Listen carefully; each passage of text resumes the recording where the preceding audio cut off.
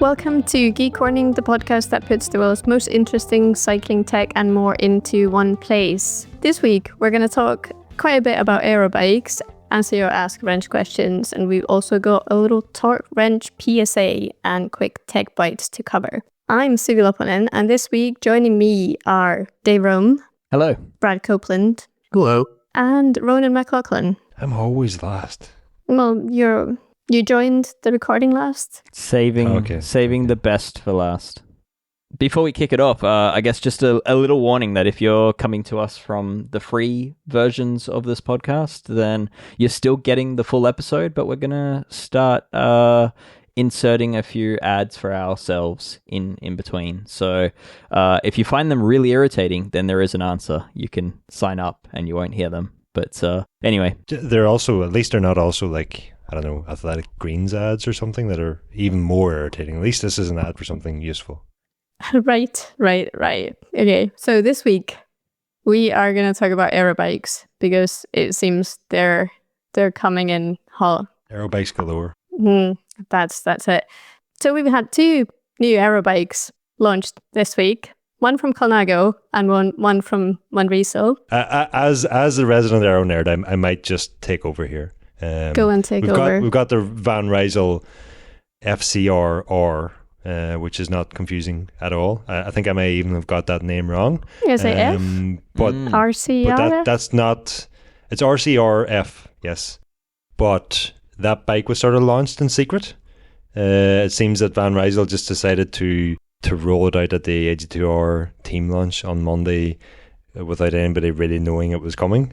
The bike was used at the Tour de France and nobody was talking about it. And so it's not a surprise to see it. But yeah, I don't really have any more details on it right now because I've been at the other aero bike launch this week, which is the Colnago Y1 RS. And with the launch coming a week after that bike actually did leak, and then the launch itself even came after the embargo lifted. So anyway, back to you. That bike genuinely did leak. Sometimes these leaks are accidentally on purpose. It seems now, and having spoke with the people at Colnago who are quite obviously quite distraught the bike did leak, that was not intentional at all. And then, yes, as you sort of referenced there, Dave, the presentation of this bike to us, the media, took place on Monday evening, but the embargo for the media to talk about that bike lifted on Monday morning. It is back to front to how these things would normally happen. Usually if the embargo was on the same day as the presentation, that's already something we'd be complaining about. But having the embargo lift before the presentation was frustrating at first. And when I asked Colnago why, they kind of did have a good enough reason. And a reason at least that I accepted, in that they were so terrified of this bike leaking, which I know is ironic given that it did ultimately leak before they got to present it. And knowing that Pogačar would have to ride this bike before racing on it, and the December training camp being the time when he would have to start riding on it, and knowing that he's the most photographed man in cycling probably, the second they put him on it, the bike would leak. So they were kind of in this catch-22 where the bike was actually only ready. Like, the frames were literally arriving at the camp here while I was here for the team to ride. Yeah, right. And they're, trying to get their star rider onto the bike without anybody knowing. It was basically an impossible situation. What they came up with was a really tight schedule for everything. And then ultimately, despite all that, the bike leaked anyway. Yeah, and I think that's probably worth noting is that normally when riders get new bikes, they can often put the riders on it, and most people don't notice the new bike. Ronan being an obvious exception, because you tend to notice whenever a new bike, no matter how subtle it is, appears. There is no hiding this one. So, it is quite radical. It is quite different to other bikes on the market today. But yeah, I mean, it's Ronan. What are some key facts? Given that I'm only asking for key facts because you do have a very detailed podcast with some key designers of the bike that is now live, and there's also a full article on this. So. What are some basics? I before I give you the key facts, and I will keep the key facts, I just want to say that I have a lot of like-minded individuals around the world who are quick to alert me to new bikes that are spotted. So it's not always my keen eye that spots all of these bikes. Sure. Credit where it's due to those people who often want to remain nameless, but thank you to them anyway. Key facts: Y1RS is Colnago's new aero bike. I mean, it's got a few obvious design features to it. It's got an offset seat post. It's got a bayonet fork. It's got a funky down tube. It's got those Y-shaped handlebars that may or may not be designed to look like Pogačar's standard celebration and his own sort of logo. Those are kind of the obvious things to it. I mean, it is quite the striking visual when you first cast eyes on the bike. And basically when I got here, what I wanted to know was why all those things.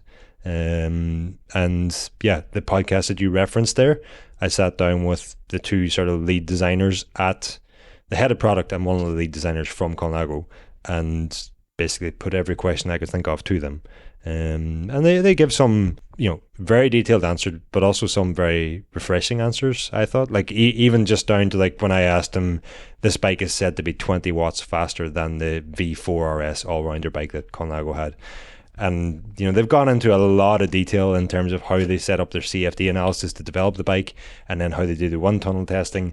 And they haven't compared this to a single competitor bike or even a range of competitor bikes, but they've compared it to the best competitor bike at each individual yaw angle, and they're claiming it's the best. It betters all those individual bikes. But when I asked them, how representative is that of the real world, and how many of those 20 watts are you going to realize when you get outdoors?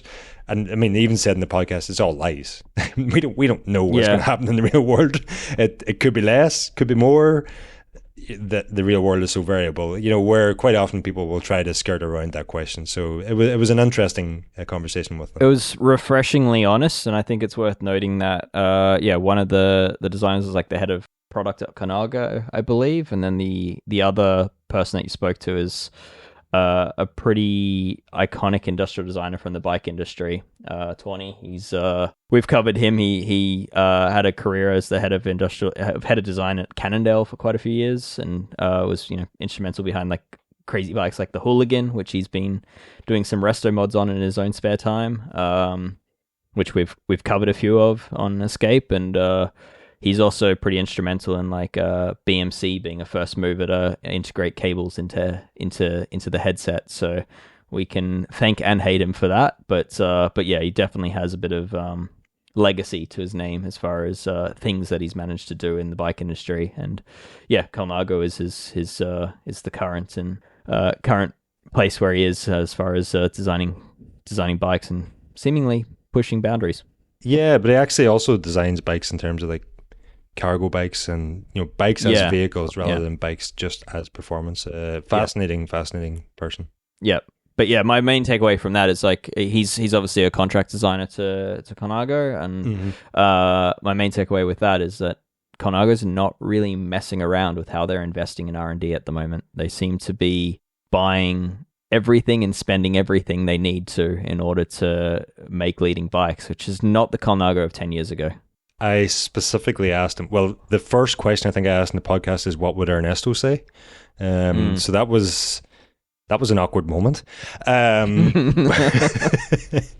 But the other question I asked him was, is the fact that Colnago was acquired a few years ago and the financial backing that comes with their new UAE-based owners part what enables? Because like I have a written article coming on this bike also, and it's like 3 days after the embargo has lifted, and every other publication has some sort of piece about this bike published again 3 days ago. But I do urge listeners to first of all listen to the podcast that we recorded with Colnago, and then read the article that I've done with Colnago, because it's only, for me at least, it's only in going to these launches that you have the time to speak to the people, to understand the full background behind a bike and to be able to tell that story. I mean, it ends up being quite lengthy, and being 3 days late, probably nobody reads it, but that's the best I could do. So I'm sort of taking this opportunity to ask people to go and listen to it. But the reason I'm mentioning all that is just because I've detailed in there the approach that Colnago have taken to refine their CFD modelling, and then how they've applied that to the wind tunnel testing. And that is, the money involved in the approach that they've taken here is like, they didn't give me a cost. I don't think they could even calculate it. It's so enormous. They like printed 50 to 60 different models, which they then ran CFD analysis on, and had pressure sensors tapped all over these models and wind tunnel tests, and it must have been astronomical. But I liked when I asked him. I didn't like, but it was funny when I asked him. Did that financial backing make this all possible? And while they said they kind of said yes and no, there wasn't a financial element of it, but it was more like having access to all the UAE's resources and expertise that made it possible, which again I think is going to be just immeasurable. Yep. And to add to, like, you're talking 3D printed and buying up all the competitor bikes and spending enormous amounts of time in the wind tunnel and with CFD. I mean, they're also talking in the podcast, they mentioned like having molds cut for prototypes to then test in real world scenarios, prototypes as well, which is, that's just costs that we don't hear very often. So when we looked into why premium carbon bikes are getting so expensive earlier this year in a dedicated podcast and article, one of the figures that we had was $150,000 to open the molds for a new frame. And Colnago didn't make like one mold for one size. They made 3 sizes for 2 different prototypes. Then they have the prototype version that the team are riding now, and the actual consumer available version that will come out in April will have a new mold again, because there's slight changes to how the preload adapter and that and the headset will work. So again, just astronomical, and kind of gets to the main why that I had left over from the entire camp was like, why are you selling this? And I think the answer is because we have to under UCI regulations. It's a bike that they've designed with one goal in mind, and that's for the World Tour performance team. And everything else sort of went out the window, be that heritage, be that cost, be that aesthetics, whatever. It was for a World Tour team. They just have to sell it now. So before we move on, I mean, that brings up a critical point, which is it kind of sounds like the current V4 RS, which is like their all-rounder race bike, which will continue in the line, and riders of UAE are still allowed to choose it if they want. It sounds like that was never really truly aero optimized. So how dominant are UAE about to get if this bike is as fast as they claim? They claim it's 20 watts faster in the wind tunnel. And they had a right laugh when today they took a rider to the velodrome. They wouldn't tell me which rider, but apparently they've tested that rider, and the new bike is 19 watts faster than the V4 RS. And so then they had a right laugh telling me, look, we told you it was all lies. It's not 20 watts, it's 19. It's easy to make that assumption that if Pogačar is that good on a 20 watt slower bike, he's going to be that much better again on a faster bike. But the interesting thing from the camp for me was that I didn't actually see any of the riders riding the new bike. They were all still riding the V4 RS. That could just be the fact that they only just arrived and they were just building the bikes. But there is a lot of hesitation. One of the things that actually I thought was most reassuring about the new bike was the new geometry that Colnago have adopted, and it's much more in line with what I would personally look for in a race bike in terms of stack and reach. Maybe a little bit higher in stack. I'd prefer just to be able to adopt in a more aero position more easily, but especially in terms of steering geometry, it's much more in line with what I would be looking for in a race bike than what Colnago had previously used. But like, I think even Pogačar himself in his press conference said, like, I don't know, I need to see how it feels on the road and stuff. And there's definitely a lot of hesitation within the team about this new steering geometry and how the bike is going to feel. Gotcha. And I'm the opposite. I'm like, because of that, I want to ride how this bike is. And they're like, maybe because of that, we won't ride the new bike. Sure. So it's I don't know if it asks more questions about Colnago or UAE, but I think it's UAE. So considering that there's been 2 new aero bikes launched just this week alone, the question on our minds this week is then, are aero bikes making a comeback? Like dedicated aero bikes? We're going to steer away from the likes of Madone and I guess what V4 RS, I'm going to be as awkward with the name, always have been. And are we going to now have dedicated aero bikes? I'm going to give you the answer there. I'm going to say yes, and I know why. And there's 2 whys. There's not one Y RS, there's 2 Ys in this one. Twice the bike sales. Exactly, Dave. There is money to be made. Manufacturers have starved us of these dedicated aero bikes for a few years, and the pent-up demand is about to be released, and we'll all have new aero bikes to buy. There's also the fact that there's new UCI regulations that give them more leeway in what they can design, definitely Yeah. playing a major role also. Yeah, so I think we'll continue to see these all-rounders that are aero optimized but very lightweight, and it seems like if you're looking at like the latest Scott Addict, for example, the RC, I mean, the obsession with weight is back on the table, but with that, it also means that they could have a bike that isn't weight optimized and just goes all in on the aero story. Ronan, do you know of other brands? You don't even have to tell me, but do you know other brands that are definitely coming out with dedicated aero bikes? At least 3. Wow. Okay. Yeah. Plus Colnago. Gotcha. So we've seen Dare recently with Van Rysel now. Oh, I mean, Colnago, World Tour brands. Gotcha. Okay. I really can't say the names. Sure. There definitely are more dedicated aero bikes on the way from brands who are currently in the World Tour, some of whom currently have a dedicated aero bike and some don't. So it's like some are doubling down and some are returning to the scene. Do you think it makes sense for consumers to have dedicated aero bikes? You know what? I mean, I know the argument from the brands who have got rid of the aero bikes and saying that, you know, you simplify the offering and it's obviously much simpler for the brand to manage that and for the teams to manage that. One of the big complaints UAE mechanics had was that they were now going to be turning up to the tour with like 6 road bikes per rider and 2 time trial bikes, and that is a problem. But I do think there is a large market now for these dedicated aero bikes, and getting rid of them means that we simply don't serve that market. Like there are a lot of people who still ride around on the Cannondale System 6, and that bike is, I think, 6 years old at this point. But it's known to be one of the most aero, like it was well ahead of its time, and people really love that bike and are crying out for a replacement. It doesn't seem like Cannondale are going to give them one. Cannondale is not one of the brands I've heard that are working on a new aero bike. I think the market is bigger than perhaps we anticipated. And there's definitely, like Colnago even told me that they basically said, look, we made this bike for the World Tour team. We didn't expect to sell that many of them, but early pre-orders the bike isn't even available until April, and pre-orders are apparently already through the roof. They also told me the sales figures on their rim brake C68s, and I don't know if I can share them, but I'll just say that the figure in the name is higher than the figure in the sales. So they didn't see 68 sales? Actually, the point Colnago was making was that they're in a position where they can do these things for, regardless of what size the market is. If they see demand for something, they can deliver on it, and they like to do that. Like the Steel Novo, it's sold out, despite the fact that it's a 17 grand steel bike. Yeah, the orders for, and I've heard this from other brands as well, but the orders for dedicated aero bikes are on the rise, and weirdly, or perhaps not weirdly, but every manufacturer I speak to who makes a well-respected time trial bike also cannot make enough of those time trial bikes at the moment. Wow. Which is very interesting also. Even I'm taking us on a quick tangent. Do you think that's triathlon sales, or is there just a growing time trial scene throughout the world? I don't really know. I don't see a growing time trial scene.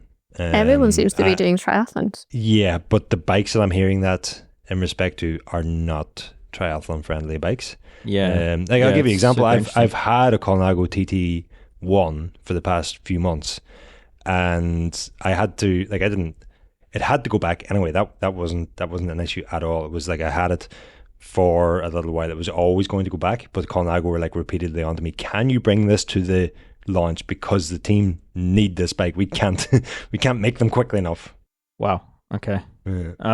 Yeah, that's surprising, and I guess it does explain why we're all of a sudden seeing brands. Not all of a sudden, but they clearly have been investing a lot of R&D in this next step to bring, to resplit these bikes that we saw converge previously. We're going back again to dedicated platforms, but brings up a question before we move on: is if you could only have one road bike and it's a race bike, are you picking a dedicated aero bike or are you picking the all-rounder? For me, for where I live, needs. My own needs, I'm picking a dedicated aero bike. Really? Okay. Yeah. Says I think the Everesting champion. Okay. This is a common misconception. What everybody forgets is that Everesting is a time trial. But okay. I think the other misconception is like early aero bikes were horrible to ride, and the modern fleet of aero bikes, from pretty much every brand out there, are much more enjoyable to ride. Some of them are much lighter. And for those reasons, I'd be reaching for an aero bike. But I don't think that would be surprising to our audience, so I think they would expect that from me, personally. Okay. All right. Suvi, what's your preference? Was it for racing specifically or just everyday riding? Just if you had to own a race bike? I'd get a climbing bike or an all-rounder, but not an aero bike. I don't really enjoy riding flats or getting aero either. So I didn't get to ride the new Colnago this week. If there is an actual riding launch for the new Colnago, we're going to send Suvi. No. I'm going to throw this. She looks angry. Yeah. I'm going to throw this to Brad. What would you choose? Well, I do agree with Ronan. I think something that we have to remember is that today's aero bikes or tomorrow's aero bikes, maybe we should even call them, are not going to be the same as like the 2012 to 14 kind of first gen aero bikes, which rode horribly and weighed, 19 pounds at a top trim level. Sometimes like Avenge Bias, if you remember that.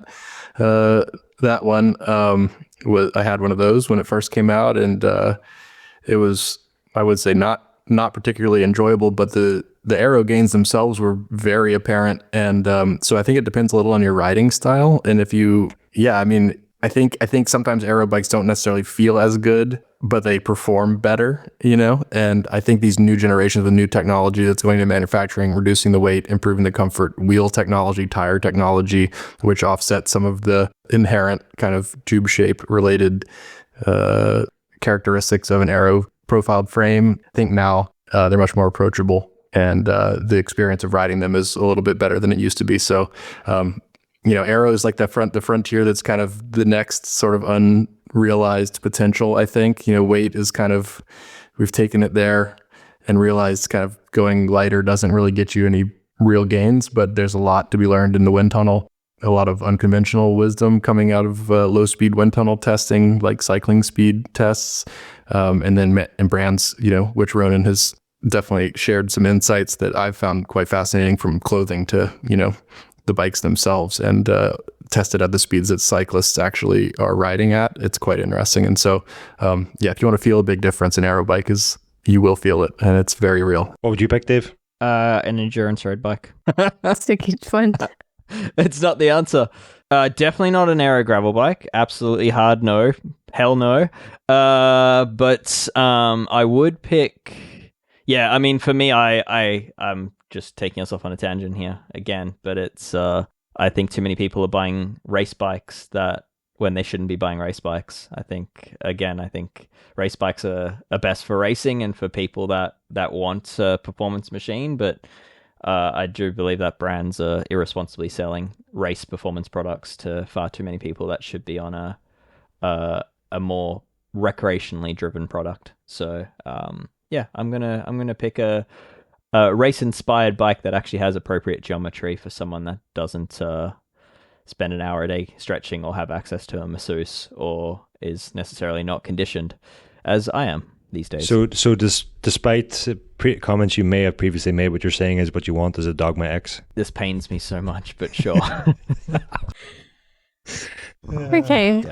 Yeah. One final point I will say is that the Colnago we've just seen is not the wildest aero bike we're going to see this year. This year. Can't be this year. Oh, There's sorry, 2 weeks left of 2025. this year.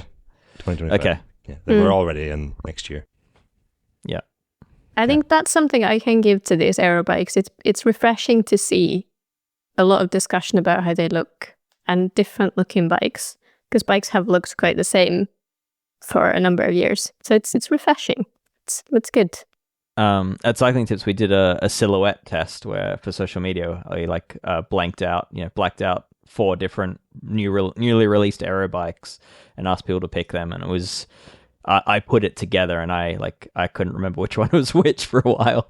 There was a few that were too similar, with very, very minor details to tell them apart. So it is refreshing, as Suvi says, to have bikes that are clearly not the same. So yeah.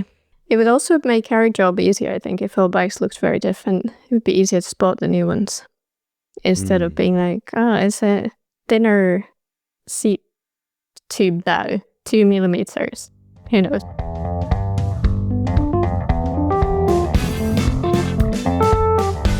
With the aero bikes covered, it's time to move on to this week's PSA, the official PSA.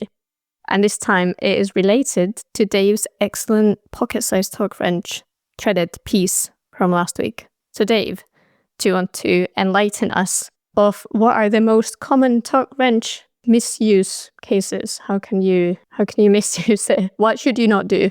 My eye is still twitching after testing 16 pocket-sized torque wrenches, which are awesome for travel or home use as well. They're really affordable, easy to use torque wrench style for people if people just want one torque wrench for occasional use. So definitely head to Escape Collective to check out that article. I do pick a best one, but I'm not going to say what it is. So yeah, head on over there. But yeah, the main thing that I guess came off the back of that, and what I continuously want to remind people of, is that there are correct ways to use any tool, and torque wrenches are no different, and that incorrect use can basically make them somewhat redundant and bring you back to potentially damaging things. So yeah, the tool is only as good as its user, and I guess a list of common mistakes. And Brad, feel free to jump in if you have any thoughts on this. Same, Ronan, Suvi. But yeah, off the top of the list is if it's a click style torque wrench, and a lot of these apply to click style torque wrenches, don't double click the wrench. It's a very common mistake. Pretty much if you watch any like instructional video on YouTube, they tend to double click or triple click the torque wrench to show the bolt is actually torqued. But yeah, don't do that. Once the torque wrench clicks once, you've hit the right torque. If you click it again, you can actually impact the bolt further into being out of torque, being over tightened. So yeah, one click. How you hold the torque wrench is actually vital to using a torque wrench correctly.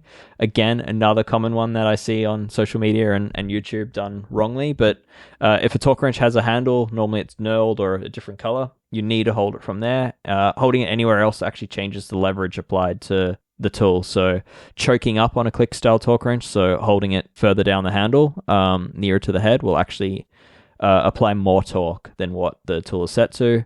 And then, yeah, having your hand like draping off the edge of it will actually apply less torque. So you really need your hand close to that, the intended point of axis.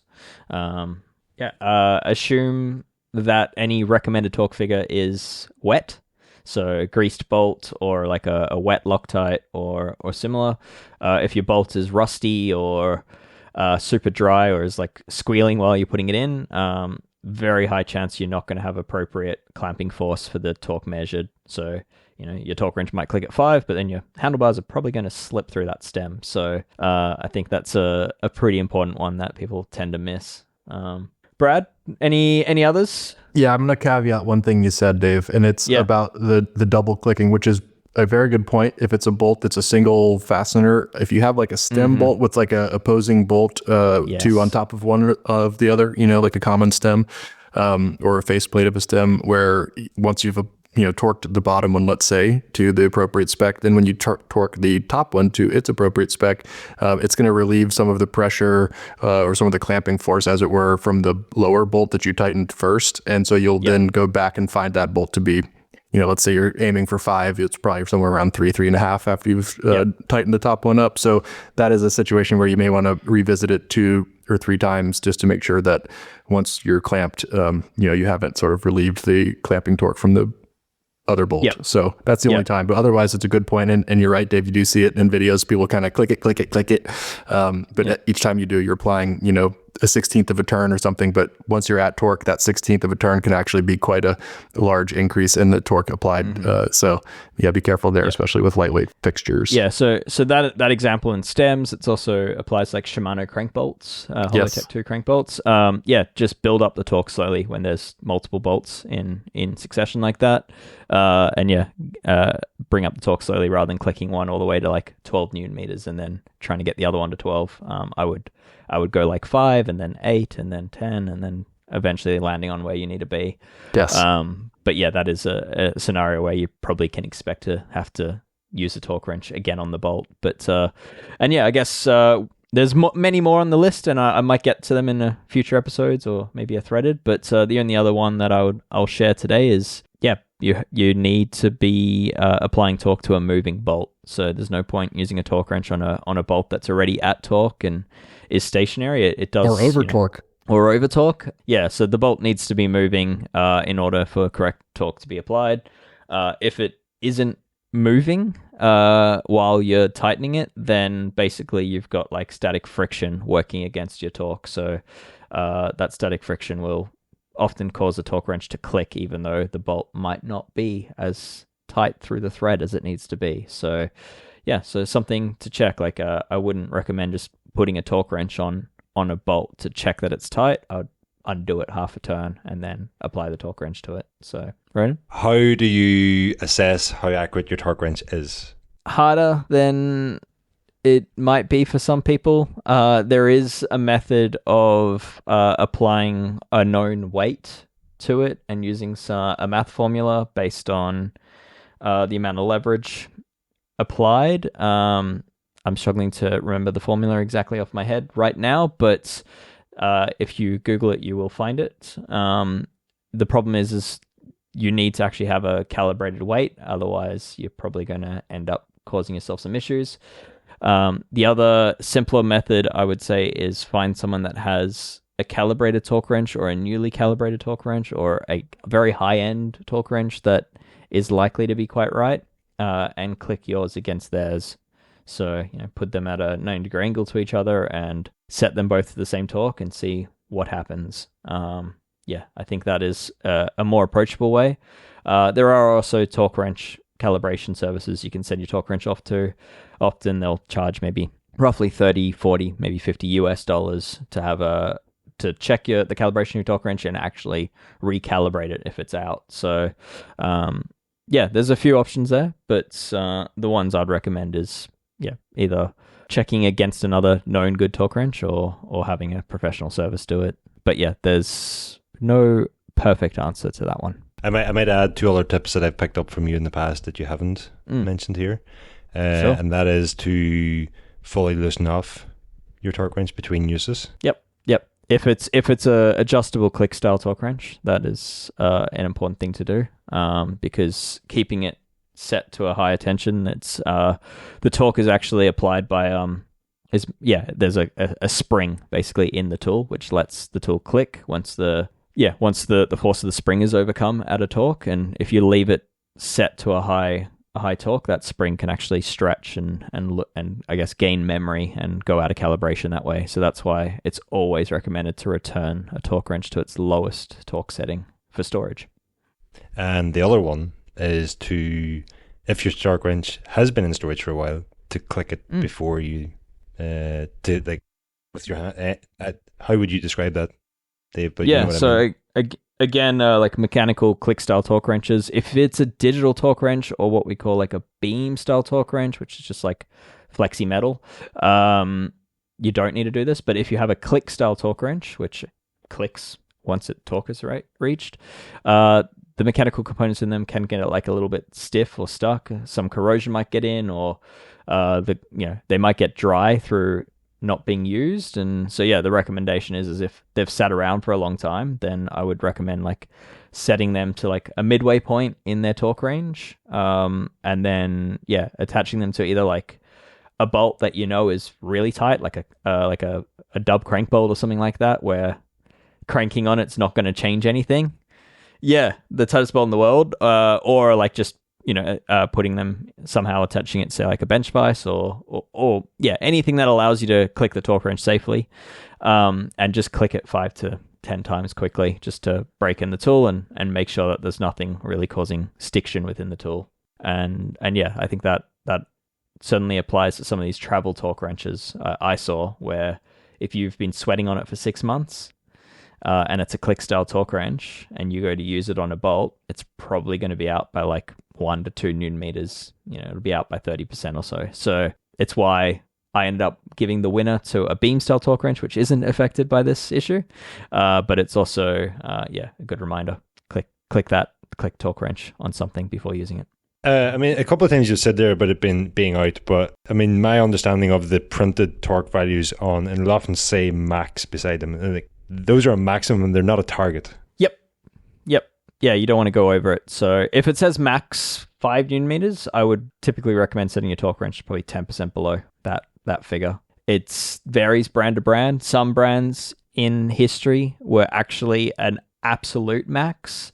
Unfortunately, the early days like BMC saw a few cracked frames where they had integrated seat clamps in their frames because those figures were an absolute max and people didn't understand how strict that maximum was. And BMC actually wanted you to be like 20% lower than that figure. Other brands, yeah, you can kind of go over without causing too much damage, but typically, generally speaking, maybe aim for 10% underneath the number printed on your component. Brad, do you agree with that? Yeah, I agree with that. Use carbon paste where you can to facilitate lower torque values being effective in the first place. I always, if it's 5, I always set mine. I use a digital torque wrench. I set it to 4.5. So it's basically in line with your 10% under or thereabouts.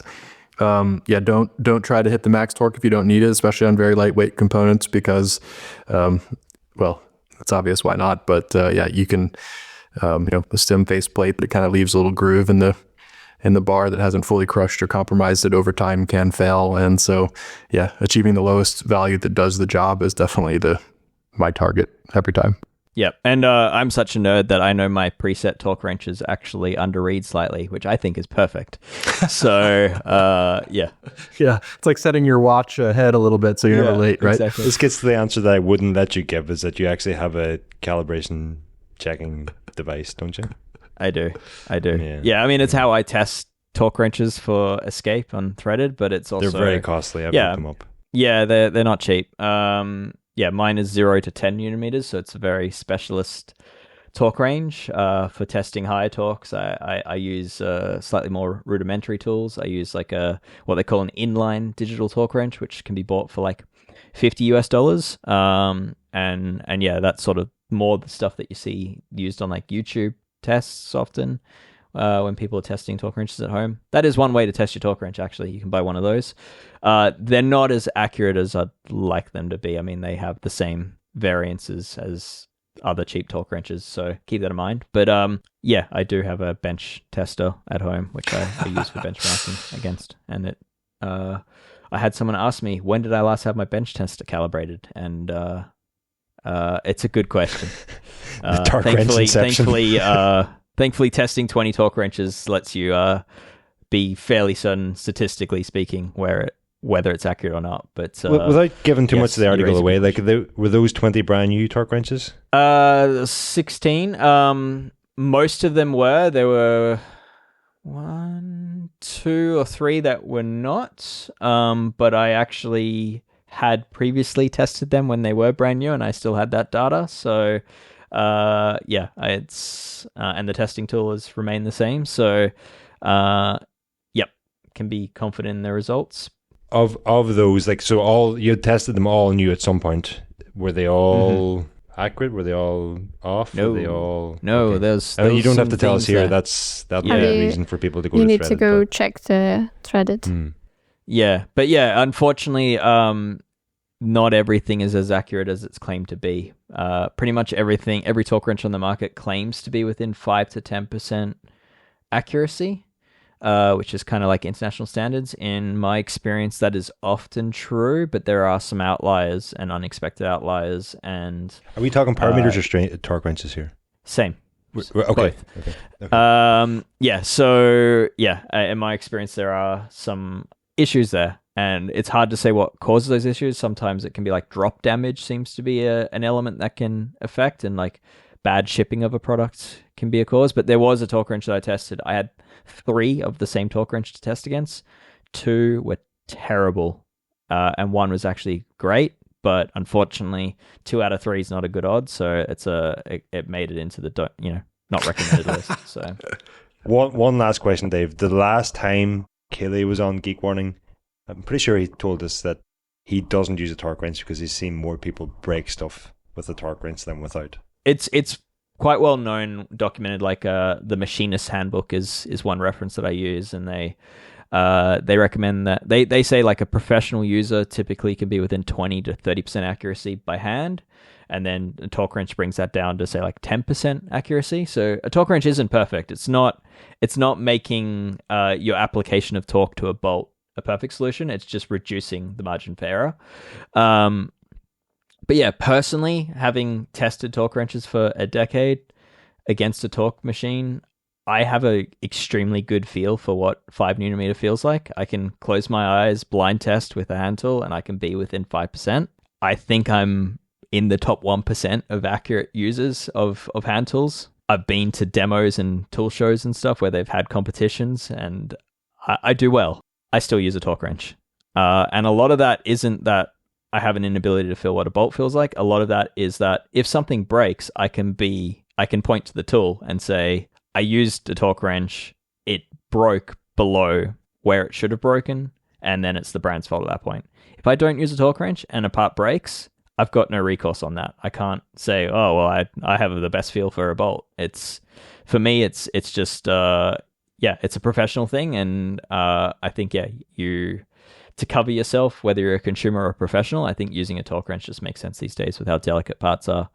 When things go wrong, having a torque wrench and knowing that it works and knowing that it's decently calibrated or close enough is basically the only way that you can ensure a brand can be held accountable.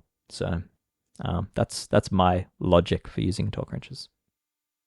That was a lot of chat about torque wrenches, and I'm sure that everyone now knows exactly how to use one. Maybe. We're gonna do some of our quick tech bites of the week. This is only tires this week to talk about. Schwalbe has released one new tire and updated two. It's confusing, isn't it? Yeah, a little bit confusing, yes. There's a completely new G1 RX that I have that tire. It's available in 3 different widths, 40, 45 and 50. And it's a new Schwalbe tire in the G1 range. But this one specifically like for very muddy conditions, which is the type of gravel I tend to have at this time of year. But they've also updated the existing G1R, which is now called G1R Pro, and the G1RS, which is now called the G1RS Pro. I know, you guessed it. Those two updates basically make those tires a claimed 10% lower rolling resistance and better puncture resistance. And so yeah, like the new RX, I do have the tires at home. I'm trying to work through a review, and so hopefully I will have that completed shortly, and so I'll have much more details then. But so it's an off-road focused tire. It's much more off-roady for rougher terrain and similar. I mean, it takes the same sort of boomerang tread pattern and just makes it bigger, and adds in like cyclocross inspired side knobs.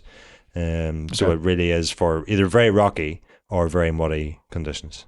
Sure. Yep.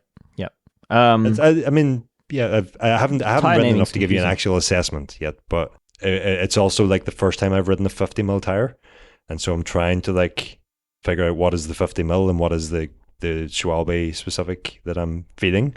And obviously I'm going to have to get another 50mm to compare that.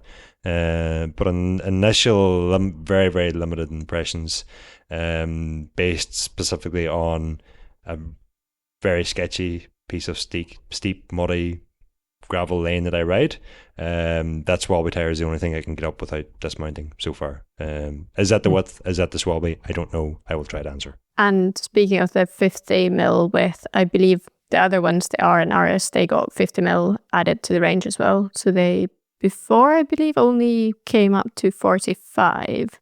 Not a cheap tire, $83 per tire. Tires aren't cheap anymore. Are there still cheap tires available these days? Oh, they are, for sure. But probably not good tires. But if you want to recycle your used tires, Trek has a solution for that. So our second news from this week is that Trek has, admittedly quite secretly, because they didn't really talk about this to us at all. We needed to find it from all these different recycling publications online. Trek has launched a tire recycling scheme in the US, and they do claim it's the first one in the country. And they have partnered with Liberty Tire Recycling for that. And Liberty then is going to, you can take your tires into a bike shop, and they're going to get the tires to Liberty and Liberty is going to repurpose them into other things, like use them in playgrounds, landscaping, asphalt, all sorts of things that tires can be used in. So it is a bit similar to what Schwalbe has done, I think only in Europe. Mm-hmm. And this is also not going to accept any inner tubes, which Schwalbe has a separate scheme for that. So I assume both of those though, like Schwalbe, it works the same way. You just take your inner tubes into the shop, and then the shop kind of handles it from there, and it's free of charge for the consumer, and I believe for the shop as well. Some of these seem to have an optional fee applied to them. That one is a bit grey area. I can't find too much clarification on that. I think it'll depend by shop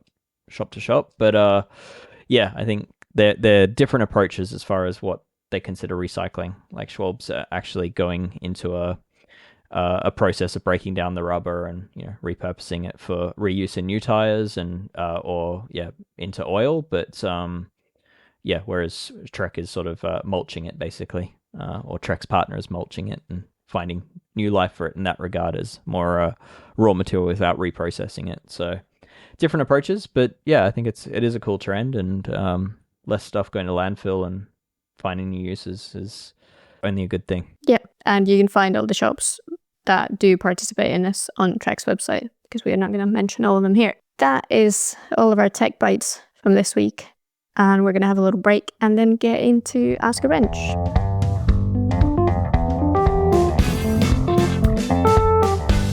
It is time for Ask a Wrench questions. Our first question this week is from David Lewis from Portland, Oregon. I have a bike with René Her's Rat Trap Pass extra light tires. So they're wide, very supple tires on light bicycles, tubeless rims. On the rare occasions when I get a flat, it's only happened once, I use TPU tubes, and I would like to be able to get the tire off the rim to patch. But because these are all tubeless compatible tires and rims, the tire is on very tightly, and because the sidewall is so flexible, it's extremely difficult to get the tire off the bead shelf into the drop center of the rim so that I can pull one side off, get the tube out, and patch it. Do you have any advice? Thank you very much. All right, Brad. So, yeah, I mean, the question by the sounds of it is that he's potentially on a hookless rim or like a rim with mini hooks, and therefore is running a tubeless tire for security, but wants to run inner tubes inside of that and is struggling to unseat the bead from the rim. Yeah, I mean, what's your advice here? Well, this makes me wonder if this is a situation similar to the one that Ronan was describing about, was it 2 episodes ago, about a very difficult rim and tire fitment that he was experiencing, maybe three episodes ago, where he'd experienced both the very same tire and the very same rim having no issues, very tight fit that he seemed to think he could never get off the rim on the side of a road if he encountered a problem, which sounds similar to the problem that David is describing here. And so I would ask a few questions. One is, have you considered tubeless? That might be one plausible scenario that could resolve all of this, easily fixed with a tire plug, like a Dynaplug or a similar type of a product where no removal of the tire is typically required in the event of a puncture. So that could be something to consider. And the other is whether you've ever tried this specific rim with a different tire than the one you've described with that René Her's example. And sometimes the tire and the rim can be a difficult pair, where one might mount easily to a different rim if you've used these tires on a different wheel set in the past. And so sometimes that's the kind of most straightforward answer, is to explore compatibility. And if you have a different option at home, you could even try that yourself. Dave, do you have any thoughts on this one? Yeah, it sounds like David's like the issue there is that like the bead is locking into the rim bead or is sticking to the rim. So like when you get the flat, you just can't get the bead to unstick or free. Yeah. And Brad, you and I know like that can often take a lot of thumb force, and in the workshop, I mean, you sometimes have to take it up a few steps and like use the clamp on your work stand, or, you know, hell, like even use a bench vise in some crazy cases. But it's not an option on the road. And in my experience, I think some rims are worse than others in this sense. Tires as well, yes, absolutely a factor. I think, as Brad said, perhaps try a different tire, see if it still has this issue. But in my experience, I think some rims tend to hold on to the tire pretty stubbornly. And I think it's a combination of factors here. You've probably got a rim that does that, and you've probably, as you say, you've got a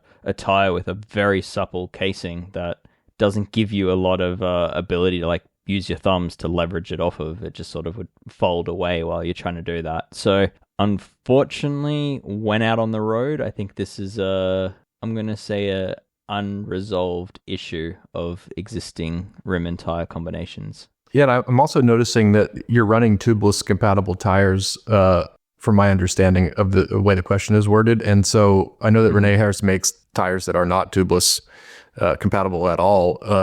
But if you like those tires, there could be an option that is depending on the rim. Yeah, exactly. And so if you have a certain, whether it's a hookless rim or, like a semi-hooked rim or something like that, there may be like a fitment issue that requires you to run tubeless, which I'm not specifically familiar with in your case. But if that's a requirement, then so be it. And I'm kind of with Dave here that there's not a great easy solution, so to speak, without exploring perhaps replacing one or the other of your two problematic components there. Yep. I will say that there is some emerging tools in this space that are aiming to fix this with like the whole stuck bead issue.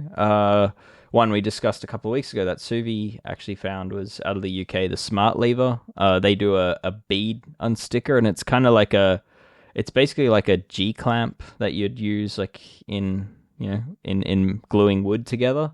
But it's more portable. Like it's got some like plastic components to it that's sort of designed to be non-marring.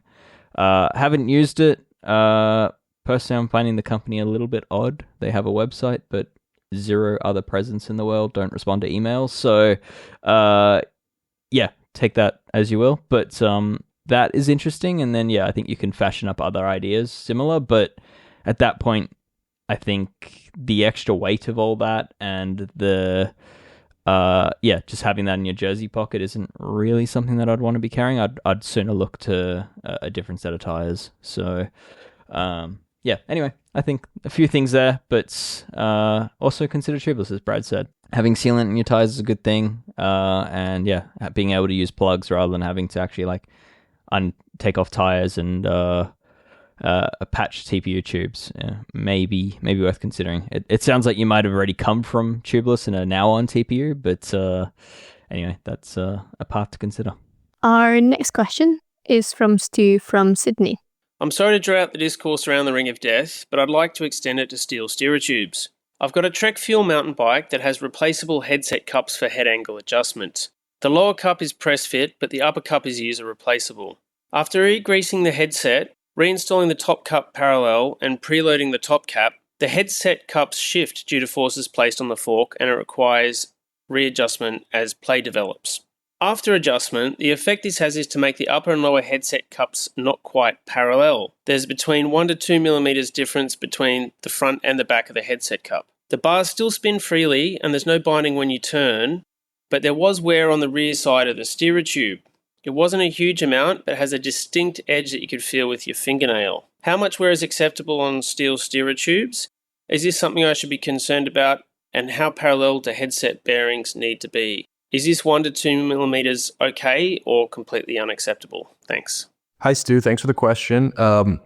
We just want to clarify to the listeners that we clarified with Stu himself that in fact we're talking about an alloy steer rather than a steel one, as the question itself stated.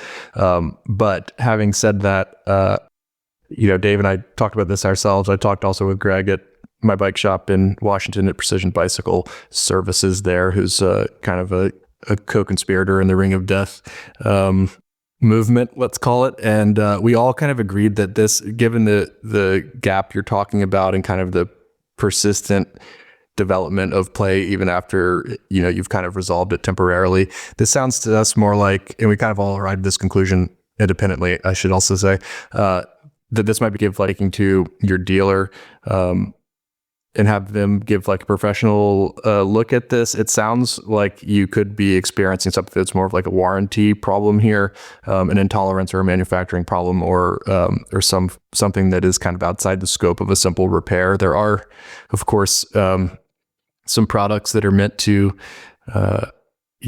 so they're essentially epoxy products or like kind of gap filling retaining compounds and things like this, which I would say the gap you're talking is probably a little outside the tolerance of these products. And also that's like kind of a semi-permanent solution that doesn't necessarily give you the versatility that your bike should have with the adjustable headset angle and that kind of thing. So in this case, it does sound, 1 to 2 millimeters of kind of wiggle room doesn't sound like much, but it, in the grand scheme of things, is like a huge amount, given what the intended is, which is basically zero. I would strongly encourage you to take this to a Trek dealer specifically, who could possibly process and handle warranty stuff for you in case it ends up being something down that road rather than a repair. But it sounds like, just especially given the fact that this recurs after you address it repeatedly, that sounds like something that's maybe not really being addressed in the first place, and is kind of like, displacing some grease or some product that maybe was used to install, and then the movement becomes more perceptible than it was immediately after the service was done. Yeah, but I think bigger picture, like away from Stu's specific example, like the ring of death we always talk about in the sense of carbon fiber, because that's where it is most prevalent, and that's where the metal compression ring found on most bikes tends to win the fight against a composite steerer tube. But it absolutely is an issue on metal steerer tubes too, and metal steerer tubes can break. Less common, but it can happen. And I think running a headset loose on any steerer tube is bad news. And that aluminium steerer tube found on most modern mountain bikes is still gonna abrade away if you run it loose, or if you have alignment issues. So certainly check your steer tube regardless of what the material is. And I think it's any alignment issues like what Stu's experiencing here is certainly worth taking to a professional for assessment. So the only other thing I can add to that is 1 or 2 millimeters. As Brad said, doesn't sound like a lot, but I was actually chatting to Graham Shrive about this. Graham Shrive's the head of design and engineering at Factor. And I occasionally bother him with questions because I value his insight. And he told me that at Factor, they're basically chasing 0.1 of a millimeter alignment tolerance in headsets, and anything beyond that is kind of starts to potentially cause problems. So, Stu, if you're looking at 1 to 2 millimeters, that's 10 to 20 times the difference that, say, Factor's chasing. So you're doesn't sound like a lot, but it is in this sense. So go get that sorted. Have Trek look at it and make it their problem. So it does raise a bigger question about the very nature of kind of these adjustable headsets, which we don't need to dive into too deeply. But I've had some similar thoughts and experiences using these in the past on other brands of bikes, including the Scott Sparks that we raced for a number of years, which the latest version does have a similar system with cups you can rotate to achieve different headset angles. And it's a cool idea, but I think it also invites some curiosities like this one that may not ever have existed if it was a simple kind of fixed cup in a head tube. So something else to ponder, but we'll save it for another time. Yeah. Agreed. Yeah. And I think, that I actually don't know this specific fitment, but I would imagine there's probably more fixed angle cups that you probably could be able to fit to this frame. So, if it is the adjustable cup that's the problem, then perhaps there's a solution around it as well without having to replace the frame. But take it to your dealer, have them inspect it and check it out. Nice one. And last for this week is a question from Paul in Canberra. I'd love to hear your thoughts on XC ready inserts for cross-country race bikes, hear what they're using in the World Cup, and I'd love a pick one from both of you or all of you, depending on who's on the podcast, in terms of rear inserts for cross-country bikes. I love it on my trail bike, and I do need to invest in an insert. for the cross-country bike and would love to hear your thoughts. Brad, this is right up your alley. Inserts, cross-country racing, please share the wisdom. Yeah, Paul, hey, thanks for the question.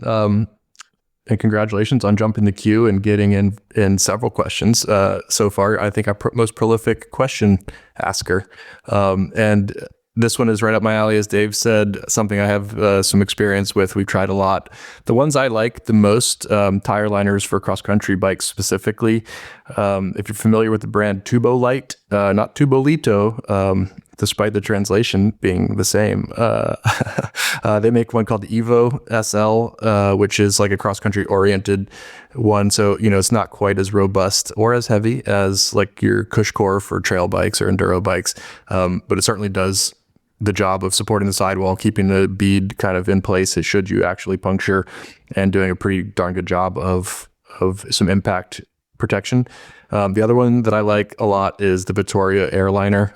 They make them for gravel as well as mountain bike width tires, and I think road as well. And both of those I've had great success with. It's one of those products that's hard to test the actual performance. It's kind of like sealant as well, because there's so many variables that kind of are involved in whether or not you got a flat. But I've had very good luck, and I find them to be, for the weight especially, they're like 60 to 75 grams for one of these options.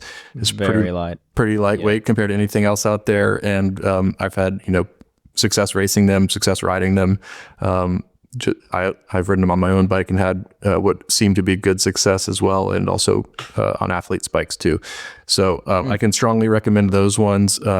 I think there's another brand called Pepe's Tire Noodles. You know that one, Dave? You heard of that one, I'm sure. Yeah, I haven't used them, but yeah, we use those, and they're also super light. I didn't think quite as effective as the two that I mentioned previously, the Tubolite and the Vittoria option. So, nice. If you're looking for super lightweight ones, those are probably the three that jump to mind. Yeah. I would say the Tubolite, I've seen them kind of shredded within 6 months of heavy use. On an XC bike, they might last a little bit longer, but just keep that in mind that they are, the weight savings do come with a trade-off in durability.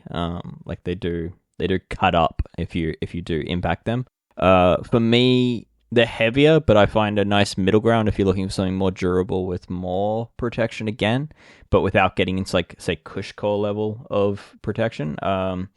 Rimpact Pro is a really nice middle ground product to consider. But yeah, if you want lightweight racing style stuff, then the suggestions from Brad are you're not going to find better. So Brad, on the topic though, when would you fit inserts to riders' bikes? We would often use them in especially wet conditions or muddy conditions, and it's sort of a product of wanting to run lower pressure in those conditions, and often a narrower tire as well, which then has less volume to absorb impacts too. In other words, more likely to kind of impact and pinch a tire against the rim.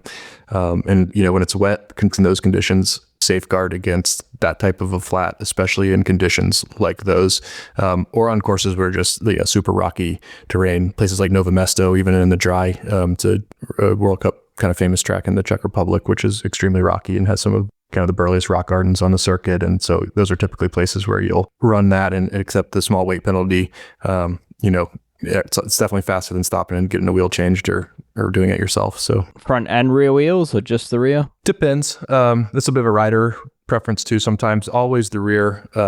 In the muddy conditions, it's usually just the rear, because you can kind of steer and place your front wheel where you want it to go, and speeds are usually lower, so it's not like you're hitting things with the front wheel and like bottoming out the tire on the rim. But it's up to the rider at a certain point, and the course itself and the conditions themselves may actually push you one way or the other, and the end is kind of how low pressure do you think you want to go, and then is it so low that it's a little unsafe? So yeah. Gotcha. Okay, nice. There you have it. Well, Brad, did you have anything else to add on inserts? So I think we've pretty much covered that. Hey, I will just say too that I want to echo Dave's sentiment with these lightweight ones. They do get chewed up. That impact between tire and rim is still happening with just a little bit of foam in between. So it's like little bites get taken out of it. It may look like a squirrel got a hold of it when you take your tire off at some point in the future. So do consider them as a disposable product that will have to be replaced every once in a while, not, a set it and forget it kind of thing. So that, like Dave said, when you're running sort of lightweight race optimized products, there's a flip side, which is that they're typically not the most durable. So they work quite well, but they do require semi-occasional inspection and or replacement. Yeah, they recently pulled off a gravity-oriented tire and found a turbo leader inside of that, and it's belonged to a friend, and the squirrel analogy is great because that's exactly what it looked like inside. Add in some Stanimals from the sealant, and surf and turf. It was quite the little. It was like a little Kinder surprise inside the tire. So Kinder. It wasn't a Kinder tire, so I can't say it's a Kinder surprise. Oh, a Kinder. Yeah, like a Kinder toy. More a Kinder surprise. Oh yeah. That's a good follow on too. We can just lump a little PSA in here while we're at it, since we always do. You know, we talked about finding the piles of sand. I noticed you posted one in your story this week, Dave, at some point in the BB shell, dirt and sand or equivalent formations that can sometimes occur when sealants coagulate in there, and then they lose their functionality because all those little particles that are supposed to clog your pores are in fact just glomming onto one another and bouncing around in your tire. So that also is one of those things that if you haven't looked in there in a while, it's probably worth doing. Well, yeah, I guess that's the wrap for this week. But just before we head off, I just want to give a heads up that next week it's going to be our last episode for the year before we come back in 2025. But to see out the year, we're going to have what's becoming a bit of a tradition now, the annual awards episode, where we basically think of products good and bad and then invent awards to give them. So yeah, expect us to pick some products that truly underwhelmed us or that had us scratching our heads, but we'll also pick some products that we did really enjoy and also look to the future of things that we hope to see in the future. So it'll be a fun one, but yeah, come back and tune in for that one. And yeah, speaking of podcasts, Ronan, I think you've got another performance process podcast coming out this week. Yes, sir. And an episode that I think was quite interesting on if and how your bike fit should adapt for indoor training. And it sort of diverged into a conversation with some tips to make indoor riding more comfortable, more enjoyable.